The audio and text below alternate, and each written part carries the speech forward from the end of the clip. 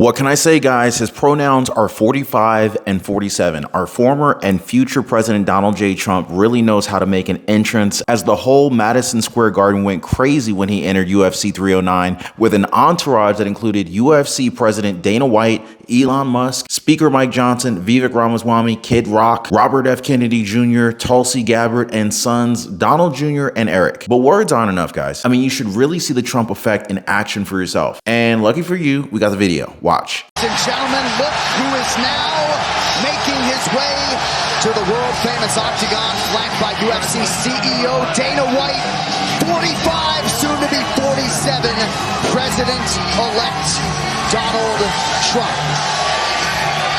I wish the people at home could hear the sound in this room. It's so loud in here. It is so loud. It's always loud when he comes here, but now that he's won, now that he's the president again, oh my God.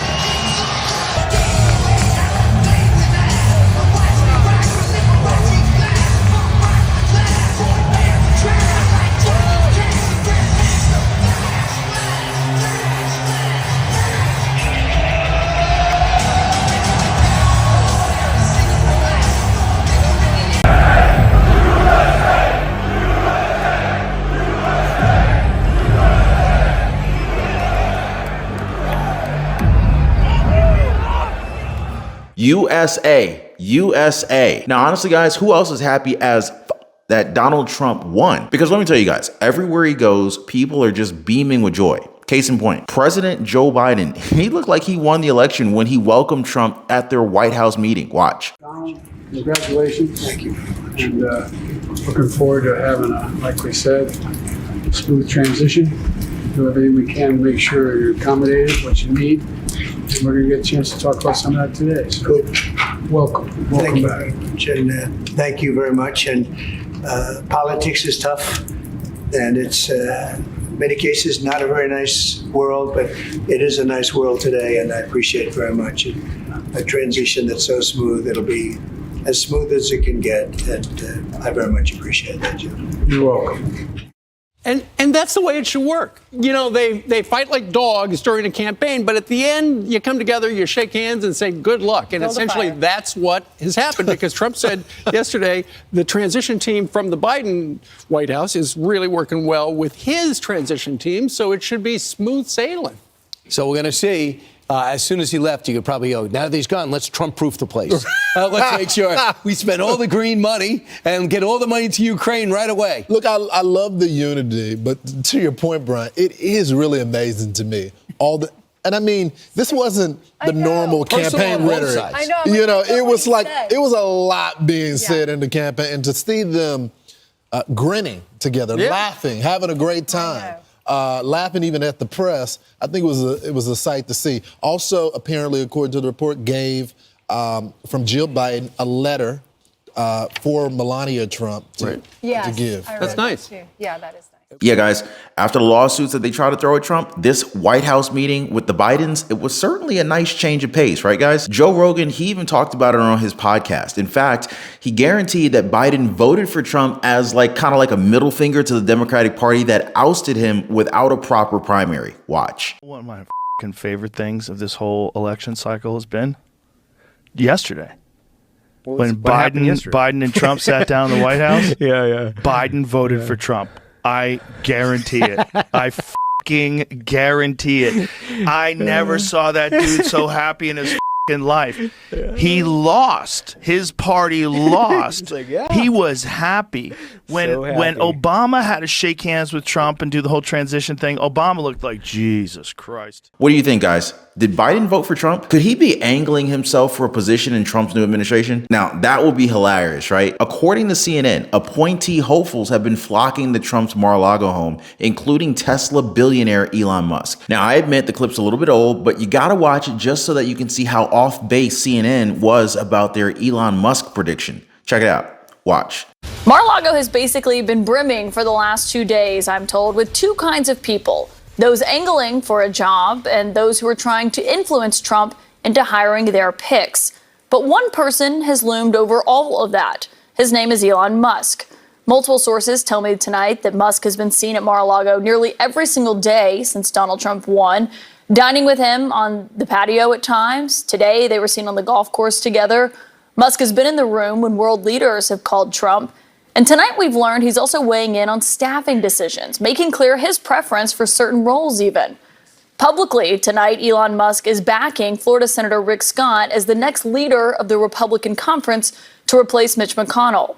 While Musk himself is still not expected to take any kind of formal position inside Trump's administration, given how complicated it would be with his companies, what's becoming clearer tonight is that he doesn't really need to, with one source telling me Elon Musk is having just as much influence from the outside. Fast forward to today, Trump has already appointed Elon Musk along with fellow tech billionaire Vivek Ramaswamy to head the newly created Department of Government Efficiency. And economist Steve Moore, he says that there are no two better people for the job. Watch. So the Department of Government Efficiency, DOGE for short, a lot of people like to throw that word around now. I want you to listen to Vivek Ramaswamy on this, and then I want to get your thoughts. Elon's solving major problems of physics. I came from the world of biology. What we're solving here now is not a natural problem. This is a man-made problem. And when you have a man-made problem, you better darn well have a man-made solution. That's what we're bringing to the table. We're assembling the brightest minds in the country. This is the equivalent of a modern Manhattan Project. Okay, so no question, two of the smartest individuals around, Elon Musk and Vivek Ramaswamy. What are your thoughts on DOGE? Well, first of all, I don't think there's two better people to be running this commission. You know, I've been arguing this for 15 or 20 years that we need to go through every nook and cranny of the government bureaucracy, the thousands of programs, and find where there's redundancy, where there's waste, where there's obsolescence, where there's fraud. And I think that Elon Musk is exactly right. That we could find hundreds and hundreds of billions of dollars of savings. And these are the kinds of savings, by the way, Anita, that would not affect the average American. Most people wouldn't even know this spending is missing. I live here in the swamp, as Donald Trump would call it, and we get rich off of everyone else. So I think this would be an excellent move. I would love to play a part in it, by the way. I think we're going to need hundreds and hundreds of people from the private sector to help provide the advice to cut our budget and our debt and our waste.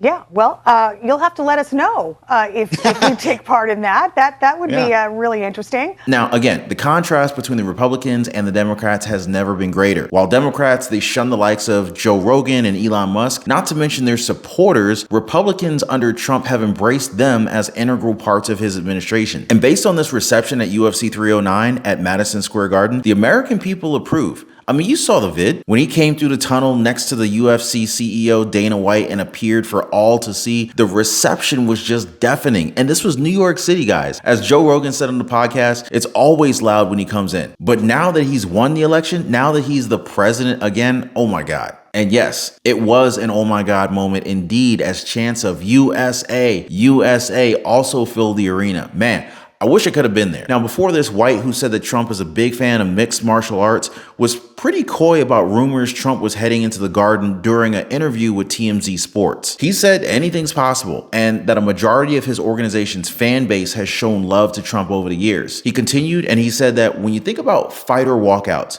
whenever a fighter walks out to the octagon, the two biggest that actually shake the arena are President Trump and Conor McGregor. And shake it did. Man, I still can't get over how powerful Trump's UFC entrance was, especially since it was in the Madison Square Garden, the very same place that our president-elect had his October 27th rally, which a lot of people described as a momentous event in his campaign and featured a lineup of speakers that rivaled a political convention. I mean, dozens of elected leaders, Trump's sons, Don Jr., Eric, wife Melania Trump, Elon Musk, and running mate JD Vance, they all spoke before Trump took the stage. The rally drew a packed house and thousands more supporters filled the streets outside the legendary arena. So yeah, full circle moment for the president-elect at Madison Square Garden, guys. What a night. But something else that we need to talk about was how Trump wasn't alone in this UFC appearance. In fact, he was flanked by cabinet picks and elected officials during his appearance cage side at the UFC pay-per-view card in New York City. Elon Musk, Vivek Ramaswamy, Ramaswamy, who were both picked by Donald Trump to lead the very new Department of Government Efficiency, Tulsi Gabbard, Trump's choice for Director of National Intelligence, joined the president-elect. He was also joined by his pick to lead the Department of Health and Human Services, Robert Kennedy Jr. Now, along with cabinet picks, the president-elect was joined by Speaker Mike Johnson, Donald Trump Jr., and Eric Trump. And of course, no less than the UFC President Dana White, a longtime fan of President-elect from before his political aspirations. And as you guys can see from this lineup, Trump has just been on fire with his appointees after winning the presidential election on November 5th. In fact, when you compare it, Trump's nominees and administration picks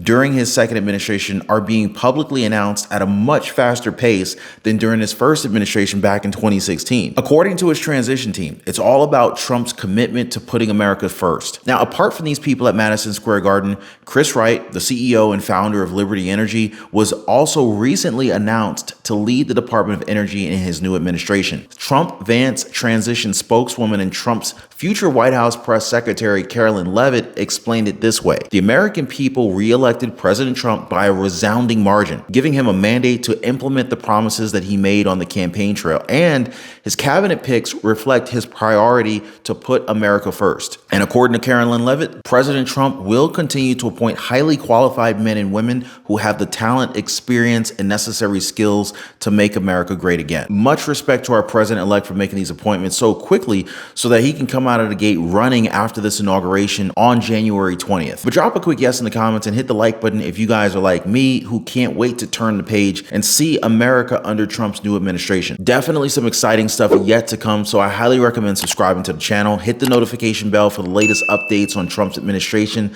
sent right to your devices. But let's get back in here. So already looking like Trump's right-hand man is Tesla billionaire Elon Musk. Recently, he described himself as the George Soros of the middle. Now, of course, we all know Soros, the wealthy liberal political donor who has had his fingers in all sorts of company pies. Among his notable holdings, Soros has invested in firms such as Alphabet Inc., First Horizon, and what does he do with all his money? Well, he supports left-wing politicians and causes. Now we got Elon Musk. Now, according to the ex-CEO, he's the George Soros of the middle. He said that he doesn't want the pendulum to swing too far to the right, but right now it's just too far left. And as for Soros, he's described by Musk as someone who hates humanity. The SpaceX CEO talked about how Soros basically arbitraged politics by spending small amounts of money into many obscure but influential races. According to Elon Musk, it's far more effective than money spent on major contests, and that the mistake people make is thinking that he did it for the good of humanity. Now, for Elon, Soros hates humanity, and the Soros organization appears to want nothing less than the destruction of Western civilization. Now, Musk, together with Vivek Ramaswamy, is going to do their best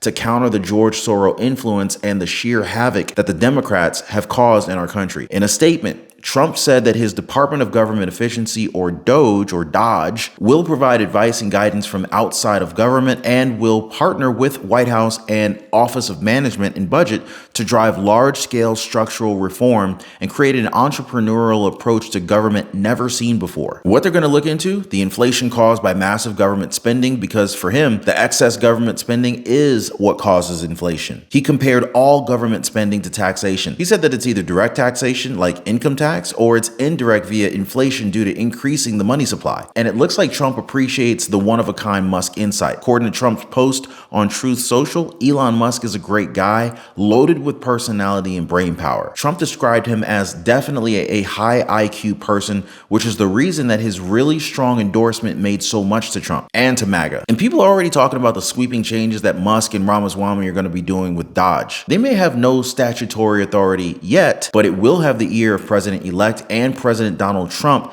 will have the ears of Speaker of the House Mike Johnson and Senate Majority Leader-elect John Thune. We definitely have some high hopes, guys. Now, some are already saying that DOGE could result in the most significant reorganization and streamlining of federal government since the aftermath of 9/11. Back in those days, the crisis led to a rushed reorganization and the necessary expansion of our domestic security apparatus. Fast forward to now, Elon Musk and Ramaswamy, they could change more than reporting lines on paper. They could actually reshape the federal government for the information age. What's for certain is we have the power for 2 whole years before the GOP faces its next challenge in the 2026 elections. So this gives President-elect Trump 2 big legislative swings, and maybe only 2. The first in 2025 is for the taxes spending cutting laws. The second in 2026 should be for the DOGE. But who knows, with the right draftsman and perhaps a retired Senate parliamentarian or two, they could make that department permanent. Now, that would be a thing to see. But what do you guys say? Would you guys want Trump to bring his posse all the way to the finish line in 2028, maybe even beyond? Or do you want every day to feel like a Trump entrance at the UFC? Drop a quick yes or no in the comments, guys. Let me know what you guys think on this one. And make sure you're subscribed to the channel. Keep your notification bell on for more updates like this one. Now, speaking of, we got loads more great videos on the channel. I highly recommend checking out our recent one where both Jon Stewart and Joy Reid get a much needed, let's just call it a wake up call from the American people. Seriously, guys, good stuff. Definitely check that one out after this one. Thank you for hitting the like button and subscribing. See you guys next time.